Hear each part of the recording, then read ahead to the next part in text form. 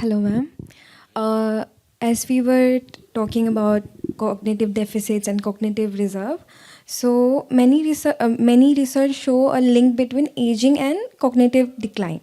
So here, how can neuroplasticity help? And are there any daily habits or daily simple tactics that can enhance neuroplasticity? Oh, you're a very intelligent person, I will say, because neuroplasticity जो आपने लाया ना बेटा, ये term इस मैं सबके लिए बता रही हूँ.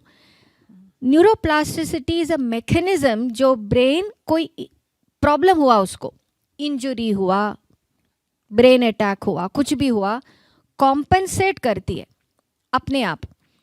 तो ये कॉम्पनसेटिंग पावर को हम प्लास्टिसिटी बोलते हैं. वो हमारे जो balance of this internal milieu, जो हमारे रिपेयर मैकेनिज्म्स, जो हम कहते हैं कि होस्ट डिफेंस, हमारे डिफेंस है वो डिफेंस मैकेनिज्म्स को प्लास्टिसिटी कहते हैं. उसको एनहांसिंग पावर भी है, वो कहीं रूप से हम कर सकते.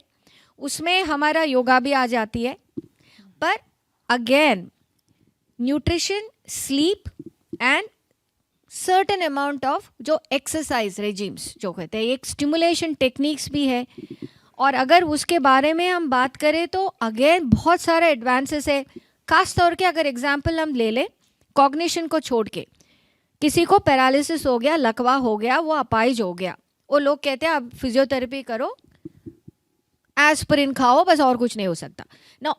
एक्सरसाइज के अलावा प्लास्टिसिटी को इंक्रीज करने वाले कुछ टेक्निक्स आ गया.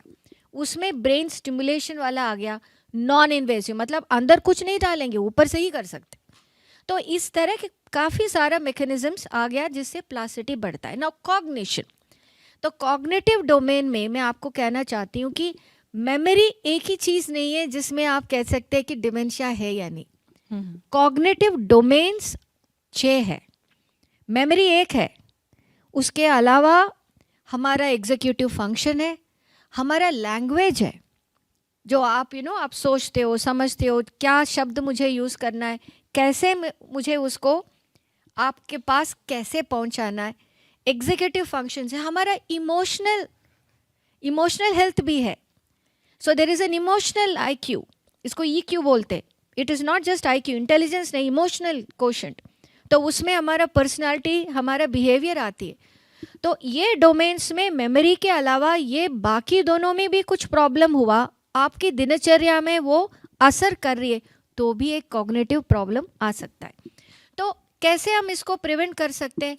इसी में लैंडसेट कमीशन ने 2017 में एक पब्लिकेशन आई.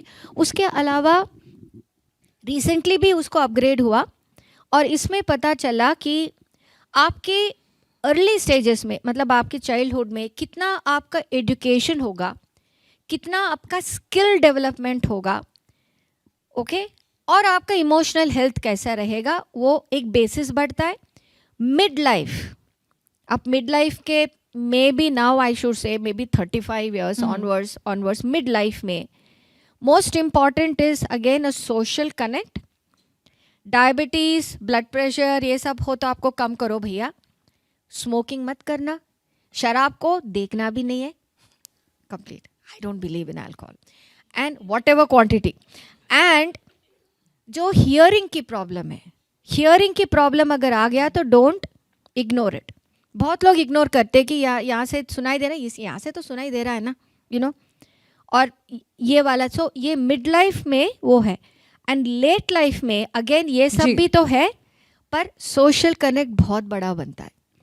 बुजुर्ग लोगों में सोशल कनेक्ट, अगर उनको अकेला छोड़ दिया, वो जल्दी डिजनरेट हो जाएगा. तो social connect is so important. I can't overemphasise this.